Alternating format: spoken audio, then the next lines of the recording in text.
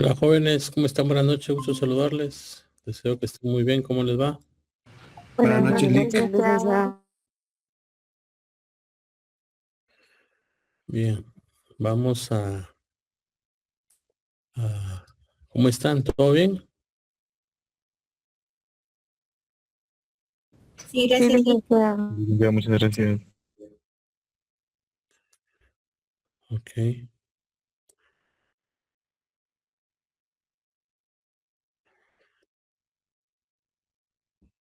vamos a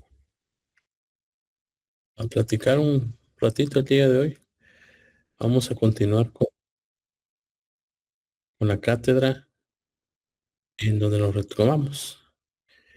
Conforme el programa y conforme lo último que vimos pues obviamente la relación del derecho procesal del trabajo con ramas del derecho.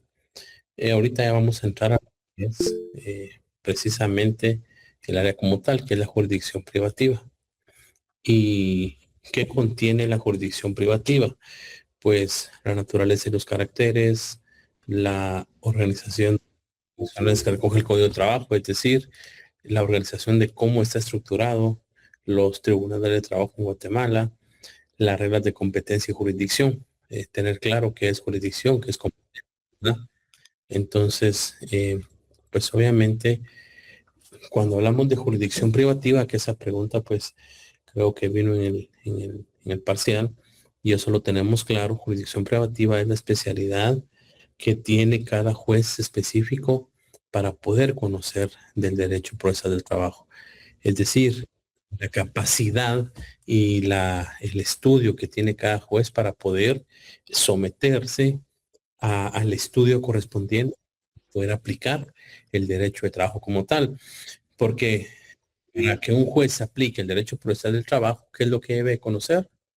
El derecho sustantivo del trabajo. Es decir, no podemos ir como jueces, como magistrados, como litigantes a poder o a querer desarrollar un derecho procesal del trabajo cuando no conocemos el derecho sustantivo del trabajo. Entonces, por eso se establece que cuando hablamos de jurisdicción privativa, se regula que el juez que lo hace es pues eminentemente es el que juzga con exclusividad esta materia, ¿ya? Es decir, debe de estar especializada y no solo para el derecho procesal del trabajo existe la jurisdicción privativa, existe para todos los ámbitos, derecho civil, derecho penal, derecho mercantil, eh, derecho de familia. Entonces, estas consideraciones, pues, eminentemente son importantes. La naturaleza, por lógica, regula que si el derecho procesal del trabajo lo aplica un juez, ¿cuál va a ser su naturaleza?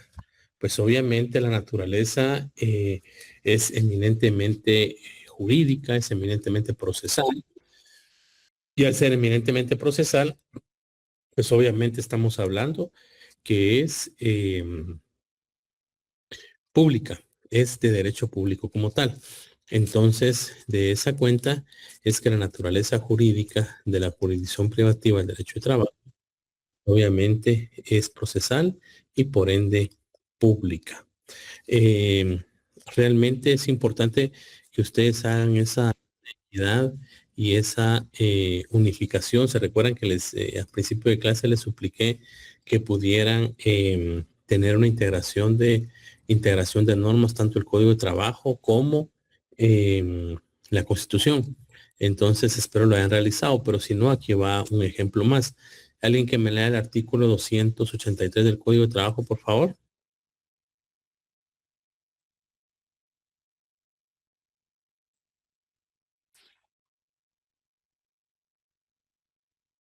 ¿Están ahí, jóvenes? Adelante, Eric, buenas noches. Buenas noches, licenciado. Gusto saludarle. Artículo 283. Los conflictos relativos a trabajo y previsión social están sometidos a la jurisdicción privativa de los tribunales de trabajo y previsión social, a quienes compete juzgar y ejecutar lo juzgado. Ya que está ahí, Eric, por favor, bueno, si gustan hacerle una anotación ahí y consignarle también ver segundo párrafo del artículo 103 de la Constitución, que ese ya lo habíamos leído en clase. Leamos el 103, segundo párrafo, por favor, de la Constitución. Todos los conflictos relativos al trabajo están sometidos a jurisdicción privativa. La ley establecerá las normas correspondientes a esta jurisdicción y los órganos encargados de ponerlas en práctica. Ok, entonces se dan cuenta la importancia de la jurisdicción privativa, es decir, el juez quien juzga o el juez que conoce del juicio ordinario de conocimiento debe ser un juez especializado en la materia. Debe ser un juez que conozca exclusivamente todo el aspecto adjetivo, obviamente, del derecho del trabajo, que es el procedimiento como tal, pero debe de conocer el derecho sustantivo. Por eso es muy importante que lo que yo les he recalcado de una u otra manera conocer el derecho sustantivo. Entonces pueden ir haciendo esa integración de normas. Esto pues que está acá, ustedes ya lo han visto o me imagino yo que lo van a ver o si no lo están viendo en el derecho procesal civil y mercantil.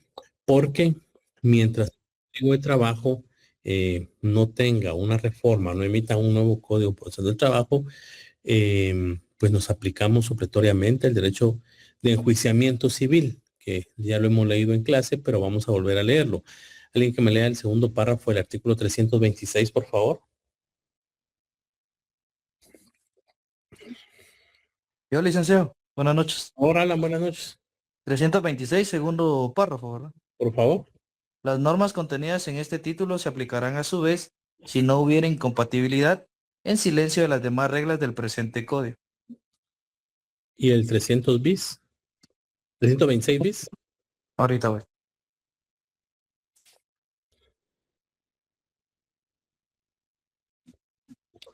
Establece el artículo 326 bis, los expedientes se formarán por duplicado. El original del duplicado se extenderá en papel español, bond u otro de similar calidad. Con los duplicados se formarán legajos que servirán para que el tribunal continúe conociendo en caso de apelación sin efecto suspensivo y para reposición de autos. Los actos del proceso serán realizados por escrito u oralmente, según las disposiciones de este código para cada caso. De los actos realizados oralmente se dejará constancia por escrito en forma de actas, razones o cualquier otro medio idóneo. Ok. De esa cuenta es importante. Léame el 326 nuevamente, por favor. ¿Completo o solo el segundo? El primer párrafo. Va. 326. En cuanto no contraríen el texto y los principios procesales que contiene este código, se aplicarán supletoriamente las disposiciones del Código de Enjuiciamiento Civil y Mercantil y de la ley constitutiva del organismo judicial. Si Ok. hubiere omisión de procedimiento. ¿Completo? No, ahí quedamos. Ahí está. Sí, es decir, cuando hablamos del Código de Enjuiciamiento Civil, ¿a qué nos referimos, jóvenes? El Código Procesal Civil y Mercantil.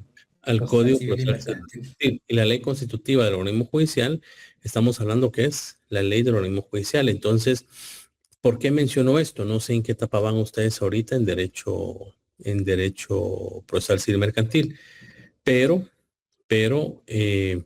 esto va a aplicar para todos los ámbitos del derecho, es decir, los elementos o los poderes de la jurisdicción. Como siempre nos gustan los latinismos, eh, pues de una u otra manera nos han enseñado a diferenciarlos con los vocablos latinos. Existe el notio, que es la jurisdicción, que es el vocatio, que es el llamamiento, el coertio, que es esa facultad de castigar, el judicio, la facultad de dictar sentencia y el executio, es decir, la ejecución como tal. Entonces, cuando hablamos de elementos y poderes de la jurisdicción, estamos hablando que es el notio, vocatio, coertio, judicio y executio. Eso ya lo vieron, ¿verdad? Sí. Ok. Esto es lo mismo del derecho procesal civil y mercantil. Con relación a los tribunales de conciliación y arbitraje, esto no aplica, y eso lo vamos a ver Dios mediante el segundo semestre, cuando de una u otra manera estemos recibiendo las clases. Entonces, esto lo aplica únicamente para el derecho individual. Cuando hablamos de los caracteres o las características, nos referimos a esos aspectos que van a tener la determinación y van a identificar el derecho procesal del trabajo. Y estos caracteres o características lo encontramos regulados en el artículo 307 y 308 del Código de Trabajo. Ahí le pueden hacer eminentemente un epígrafe. Cuando hablamos de la improrrogabilidad, que es la primera característica, hablamos de que la jurisdicción, aquí hay un tema muy importante, que recordémonos que el Código de Trabajo, pues de una u otra manera, ¿de qué año es el Código de Trabajo, jóvenes?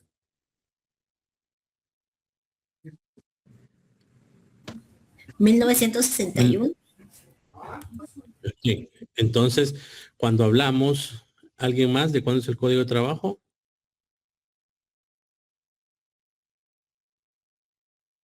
Jóvenes, ¿se recuerdan que ya lo hemos visto? 1947 con reformas de 1961. Así es, Dixon. Eso tomémoslo muy en cuenta porque esa es pregunta de privado. Cuando hablamos del Código de Trabajo, recordémonos que en ese entonces, pues obviamente no estábamos vivos, pero es importante tener claro qué es jurisdicción y competencia. ¿Qué es jurisdicción, jóvenes?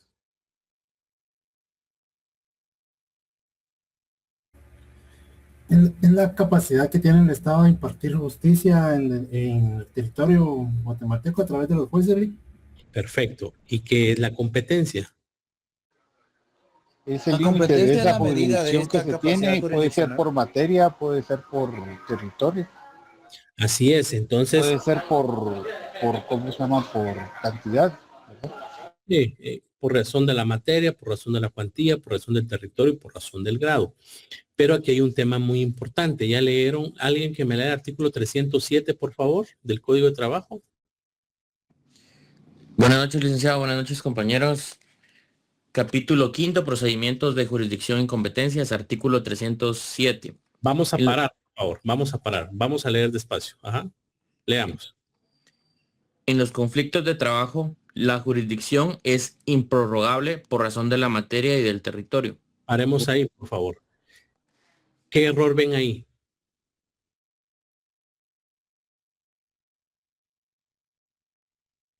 ¿Qué error ven ahí?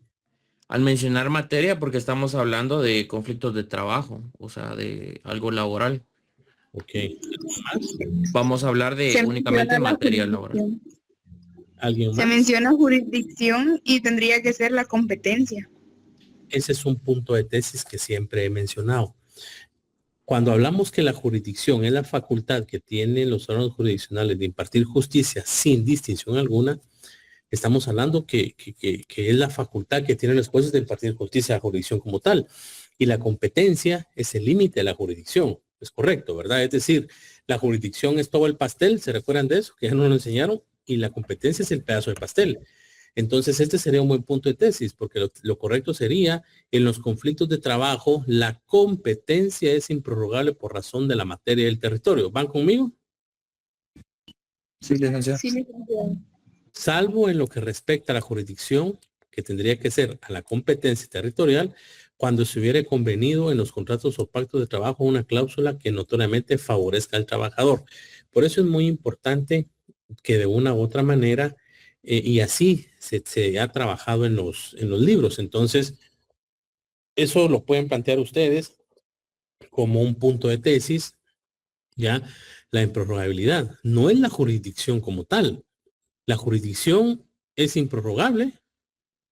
Pues sí, porque solo los jueces pueden realizarlo. Pero cuando ya hablamos de aspectos específicos de materia, territorio, grado y cuantía, ¿nos referimos a jurisdicción o nos referimos a competencia, jóvenes?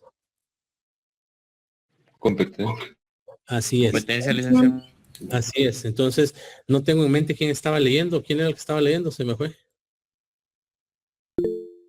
Arnulfo. Era yo, licenciado. Disculpe, Arnulfo, que lo interrumpí, pero solo eso quería que lo pueden anotar ahí en su código. Buenas noches, Arnulfo. Pueden anotar en su código que lo correcto es eminentemente la competencia, no la jurisdicción.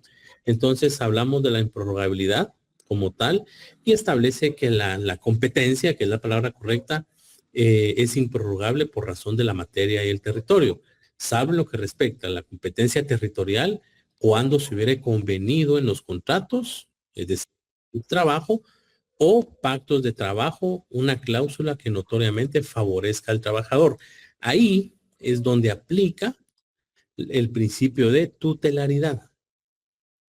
¿Qué es el principio de tutelaridad? Ese principio que tal, como lo regula el propio cuarto considerando, va a ser notoriamente favorable hacia el trabajador. Entonces, el primer carácter, la primera característica es la improrrogabilidad. También, cuando hablamos, ¿y por qué se los pongo yo así? Esa característica se refiere a que la jurisdicción, para que como esto es extraído de los libros y del propio código, lo consigno así para que de una u otra manera lo vayamos corrigiendo. Esta característica se refiere a que la jurisdicción, ojo, la jurisdicción es improrrogable, sí, pero estoy hablando de la jurisdicción como tal. Cuando hablamos ya de una u otra manera, estamos hablando de competencia, pero vean la indelegabilidad.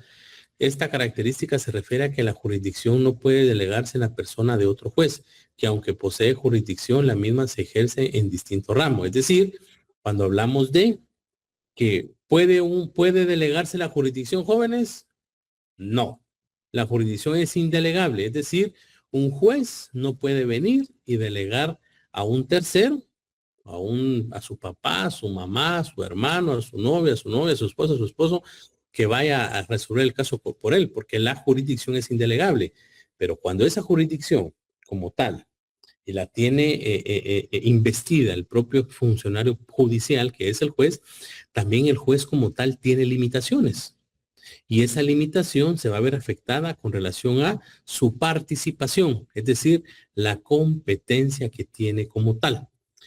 Clases de competencia que existen, ya la vamos a ver, ya la hemos visto, por razón de grado, territorio, ¿qué más?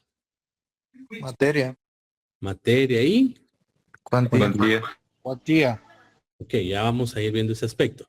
Entonces, esto lo podemos encontrar específicamente en el artículo 203 de la Constitución, que regula que la facultad de juzgar y ejecutar la ejecución de lo juzgado compete exclusivamente al organismo judicial. Ahí nos referimos a la jurisdicción. Pero para que esa jurisdicción pueda ser aplicada, ya existe la competencia como tal. Entonces ahí les menciono algunos artículos del 122 a 134 de la Ley de Organismo Judicial con relación a cuándo puede limitarse esa competencia como tal. Y la exclusividad. ¿Qué es la exclusividad, jóvenes? Ahí entra un poco lo que establece de una u otra manera, la facultad ¿de qué facultad entra ahí, jóvenes? Ahí entra la facultad de la jurisdicción privativa. No sé si van conmigo. Sí, licenciado. Sí, licenciado. Ok. Pregunta de privado y pregunta de exámenes. ¿Cuántas clases de competencia existen? 4, ¿verdad? Competencia por razón del grado. Territorio. De territorio, de la materia, de la cuantía. De la cuantía. Perfecto. Si yo les pregunto en el examen, porque esa viene pregunta, ¿qué clases de competencia aplican en el derecho procesal del trabajo? ¿Qué me responderían ustedes? Materia. Grado, territorio, materia y cuantía. Materia y territorio. Ok. ¿Aplica la cuantía del territorio? Sí. Sí. Ya digo, la competencia del territorio. Sí. ¿Aplica la competencia del grado? Sí. Sí, perfecto. ¿Aplica la competencia? ¿Qué otra competencia habíamos hablado? Territorio, grado. ¿Cuál otra hay? Materia y cuantía. Materia. Cuantía. Ok. ¿Aplica la competencia a la materia? Perdón que lo repita tanto, pero es para que se les quede. ¿Aplica la materia? Sí, porque obviamente aplicamos la jurisdicción privativa. ¿Y aplica la competencia de la cuantía? Sí. ¿Seguros? Silic. ¿Por qué no, Guillermo? Guillermo Alejandro escribió no. ¿Por qué? Porque en el código no se menciona nada acerca de cuantía, licenciado. ¿Ok? ¿Ya leyeron ustedes los acuerdos de la Corte Suprema de Justicia con relación a los acuerdos que emiten para las cuantías de los juzgados de paz en materia de derecho procesal civil y mercantil? Sí. En el departamento de Guatemala, ¿hasta qué cuantía conocen los juzgados de paz? La ínfima hasta 10,000. quetzales. 80,000. La menor hasta 80,000 y la mayor de 80,000. Perfecto. Pregunta de examen privado. ¿Han visto algún acuerdo en materia laboral? No. ¿Por qué? Porque la Corte Suprema de Justicia no puede reformar lo que tiene el código, lo que regula el código. Vayamos por favor al Código de Trabajo y me lean el 291 del Código de Trabajo.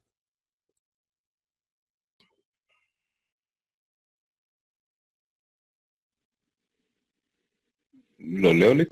Por favor.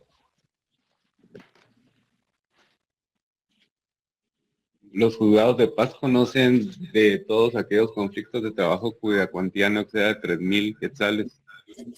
Todos los jueces de paz de la República tienen competencia para conocer en esos conflictos donde no hubiese jueces privativos de trabajo y prevención social. Contra las resoluciones que se dicten caben los recursos que establece la presente ley. ¿Ese es un artículo vigente y positivo?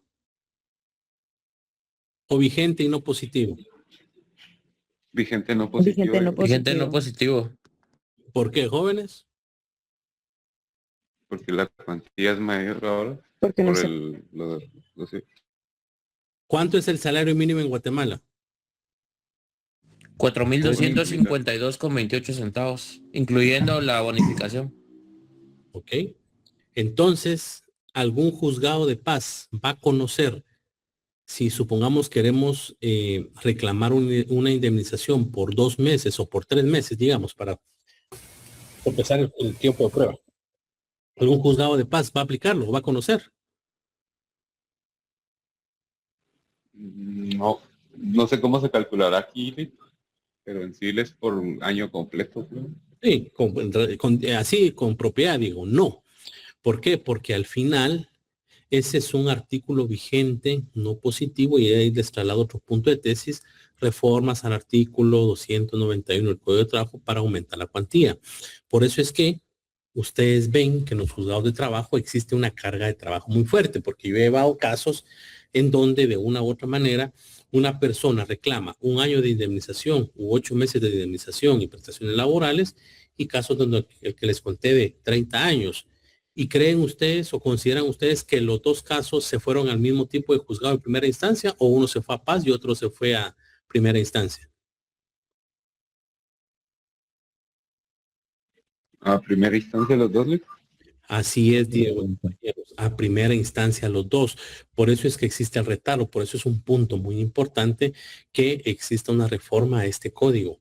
Porque, por ejemplo, una solución sería, obviamente se tienen que crear jueces de paz en materia laboral, pero una solución sería que los jueces de paz van a conocer hasta una cuantía de 25 salarios mínimos. Ahí se va a desfasar o se va a desfogar o se va a quitar esa presa que existe de los juzgados de trabajo. ¿Me explico? No sé si me llevan la secuencia o van conmigo. Sí, licenciado. Adelante, Arnulfo. Licenciado, a lo que usted se refiere, sería que esta reforma, estamos haciendo la suposición, esta reforma buscaría hacer una diferenciación que sería positiva, o sea, como derecho vigente positivo, entre las cuestiones de cuantía, ¿verdad? En el ejemplo que usted nos da, 25 salarios mínimos para los juzgados de paz, y a partir de 25 salarios mínimos y 1 centavo, estaríamos hablando de primera instancia. Así es, Arnulfo. Y eso ayudaría. Yo se los digo porque yo fui abogado litigante en materia laboral, más de 15 años. Entonces, ese es un tema eminentemente que, por eso es que ustedes ahora me van comprendiendo que cuando uno ingresa una demanda en el Centro de Justicia Laboral, ahora se están tardando un poco más, pero se tardan de 3 a 4 meses en notificarle su demanda para calificarlo, y no digamos para fijar la primera audiencia. ¿Por qué? Porque todo está cargado. absolutamente todo. Entonces, esto sería un buen punto de tesis. ¿Me explico? Entonces, adelante, Josué. Entonces el LIC va, sí, en materia de cuantía sí se puede conocer, que como anteriormente había dicho que no. No, Josué. En derecho procesal del trabajo, la única competencia que no aplica, ¿cuál es? Por materia y territorio. No. No. Gracias. Hola, Dania. En derecho procesal del trabajo, ¿cuál es la única competencia que no aplica? Lo de cuantía. La cuantía.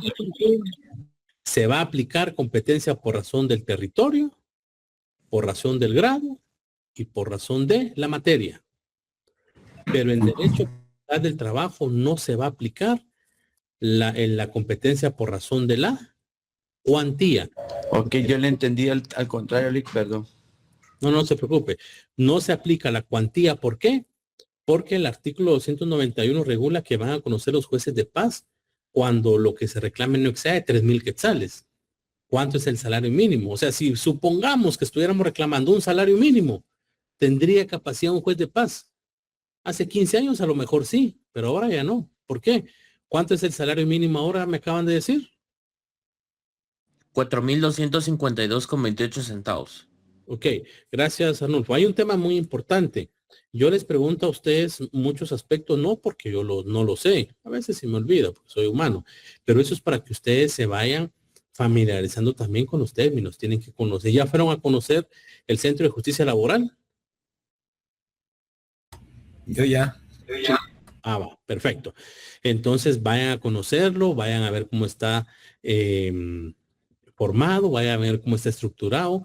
Entonces, para que ustedes se vayan familiarizando. Entonces, en conclusión, competencias que se aplican en el derecho procesal del trabajo.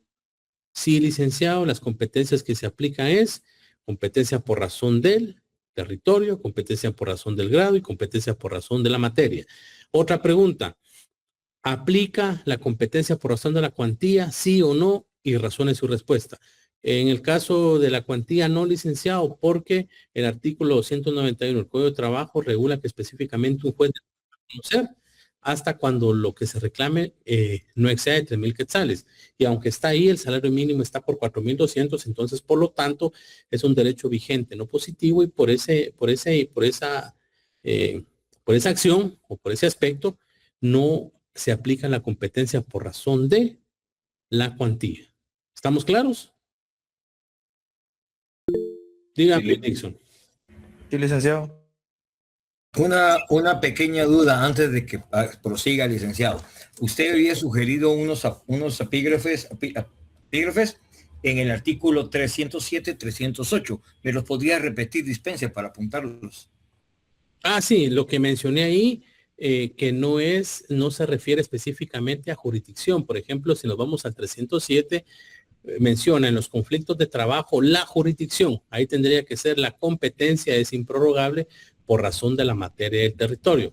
Salvo en lo que respecta a la jurisdicción territorial, tendría que ser a la competencia territorial cuando se hubiera convenido los contratos. O sea, son esos cambios que Dios mediante, cuando ustedes se gradúen pronto y lleguen a ser asesores de unos diputados y si les toca la comisión laboral, eminentemente puedan venir y aportar. Lo que yo les cuento a ustedes no es por fanfarronería ni nada. Yo tuve la oportunidad, bueno, yo me gradué hace muchos años, ¿verdad, jóvenes? Yo me gradué en el año 2009 y en el año 2010 yo tuve la oportunidad de ser asesor ad honorem. ¿Ustedes saben qué es ad honorem? Sin salario. Gratis. Sin salario. Yo tuve la oportunidad de ser asesor ad honorem de algunos diputados que en ese entonces estaban en el Congreso de la República. Y pues la idea mía era, pues sí, como todos, obtener una plaza para ser asesor. Pero por razones del destino y Dios y la vida ya me habían establecido que yo tenía que ser asesor de la Comisión Laboral. Y fíjense ustedes que fui asesor de la Comisión Laboral en el año 2010 y a mediados del año 2011. Fui año y medio asesor de la Comisión Laboral ad honorem. Es decir, o sea, yo de mi bolsa ponía parqueos, que cafecitos, que cuando llegaban gente de la inspección y todo eso. Y pues fui aprendiendo el ejercicio político de cómo se maneja el tema laboral en Guatemala. Y por azares del destino, bueno, oh Dios, ¿verdad? Al final, en el año 2012, tuve la oportunidad, les quiero enseñar. Es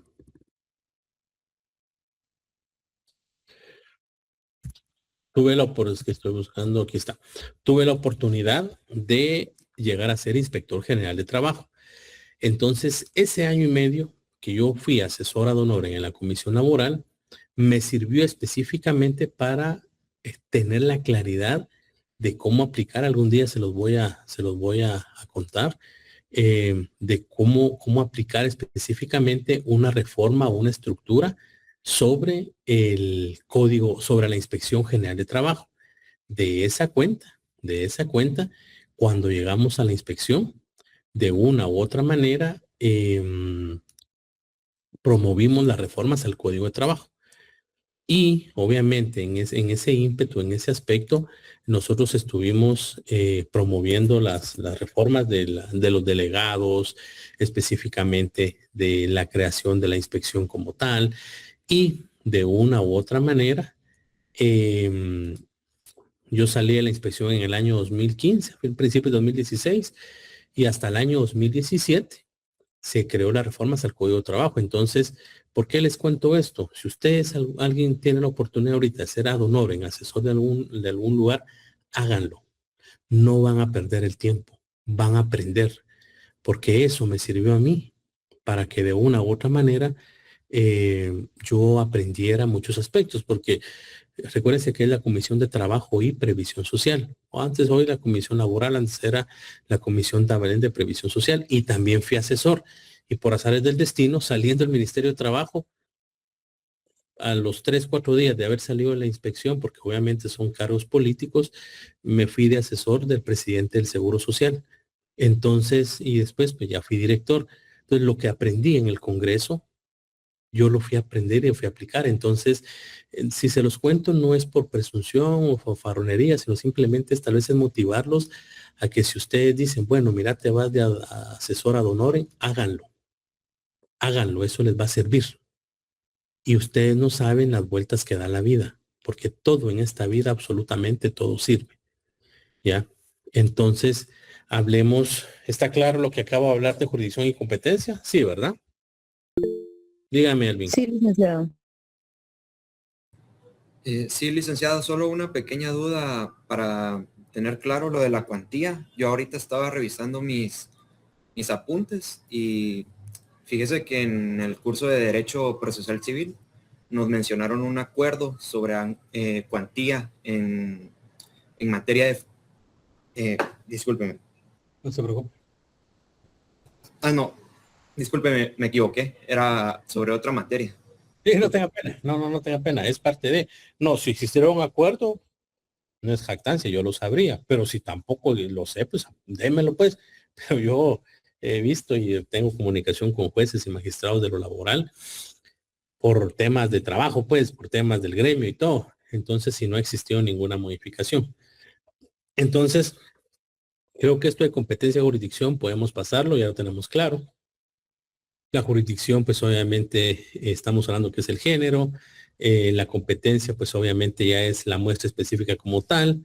El ejemplo acá, la jurisdicción jamás falta en un juez, en cambio, pues la competencia le puede faltar al juez. Por eso creo que cuando se redacta en el Código de Trabajo que la jurisdicción es improrrogable, tienen razón, la jurisdicción no se prorroga, pero cuando hablan de por grado de competencia en la materia, ahí ya es un tema bien complejo. Entonces, solo para que tengamos eso. ¿Alguna duda?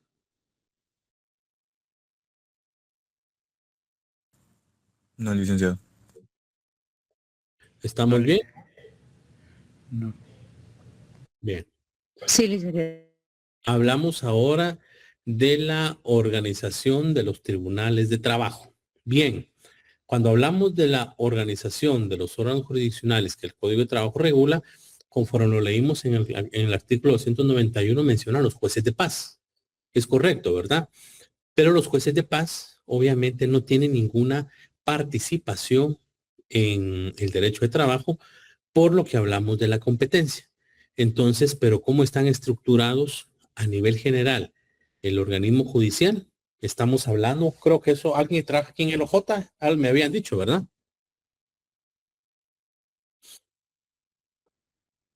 Ahora nadie trabaja. Bien, ¿cómo está estructurado el organismo judicial? Les recomiendo que puedan leerse la ley del organismo judicial, pero estamos hablando de, bueno, ahorita lo voy a explicar, estamos hablando de funcionarios judiciales y auxiliares judiciales. ¿Quién es un auxiliar judicial? ¿Jóvenes? Bien, licenciado, el auxiliar judicial es esta persona que se necesita dentro del organismo judicial, dentro del juzgado, dentro del tribunal, para que realice la función inminentemente de movilidad o de resolución de los expedientes. Estamos hablando que es el comisario, notificador, oficial y secretario. A estas personas, repito, comisario, notificador, oficial y secretario. A estas personas se les denomina auxiliares judiciales. Y el funcionario judicial ya es esa persona que tiene la facultad y que tiene la investidura de jurisdicción, ¿ya? Y en el ámbito de su competencia va a de una u otra manera a poder resolver los casos. ¿Y quiénes son esos funcionarios judiciales? Por jerarquía, de arriba para abajo. Los magistrados de la Corte Suprema de Justicia, los magistrados de las salas de la Corte de Apelaciones y otros tribunales de igual categoría, es decir, las salas de lo contencioso administrativo y las salas de los conflictos de jurisdicción y competencia, que está mal denominado, los jueces de primera instancia y los jueces de paz. Esos cuatro, por esas categorías, está estructurado el organismo judicial. Y cuando hablamos que cómo está estructurado, bien, entonces estamos hablando de aspectos unipersonales, colegiados y tribunales mixtos. Cuando hablamos de unipersonales nos referíamos a específicamente hace algunos años, porque si ustedes se dan cuenta ahora es juzgados pluripersonales. ¿Qué se refiere a pluripersonales? ¿Jóvenes? Que hay más de un juez en los tribunales, en los juzgados. Así es, hay más de un juez, pero siguen siendo unipersonales. No sé si me explico. ¿Por qué? Porque aunque son juzgados pluripersonales, existe juez A y juez B. Pero, por ejemplo, si Dixon lleva un caso con juez A, ¿lo puede resolver el juez A o tiene que también llevar la firma del juez B? ¿Qué dicen ustedes? Solo el juez A tiene que conocer el caso. Así es. Entonces, no nos vamos a confundir con los órganos colegiados, porque, por ejemplo, cuando hablamos de órganos unipersonales, que ahora se denominan pluripersonales, pero porque hay más de dos jueces en un juzgado, no significa que los dos jueces deban de firmar la demanda, la resolución, la sentencia, es decir, decreto o auto o sentencia, sino que va a ser firmado por cada uno. ¿Sí tienen claro ustedes la diferencia, jóvenes, entre decreto, auto y sentencia? ¿Con toda confianza? Sí, licenciado. Ok, bien. El decreto es un documento que emiten específicamente para dar procesos, darle continuidad al proceso. Un auto es lo que pone fin al proceso o una resolución que de una u otra manera va a tener una injerencia dentro del proceso. Estamos hablando de un auto para mejor fallar, un auto de que resuelve una excepción dilatoria perentoria, ya, va a depender. Y la sentencia, pues, la sentencia como tal. Hablamos de órganos colegiados. Cuando nos referimos a órganos colegiados, nos referimos a los magistrados de las salas de la Corte de Apelaciones y otros tribunales de igual categoría. Esos otros tribunales de igual categoría se refieren a las salas contenciosas administrativas. Esas salas contenciosas administrativas, ¿ya saben dónde están ubicadas? Bueno, se las traslado para su información. Las salas de lo contencioso administrativo están ubicadas en la Torre Marfil. ¿Conocen ustedes la Torre Marfil? No, licenciado. ¿Zona 10? Sí, exactamente. La Torre Marfil está en la zona 10, adelantito, antes de llegar al Sixtino 1, pasando el centro médico adelantito, y existen 6 salas contenciosas administrativas.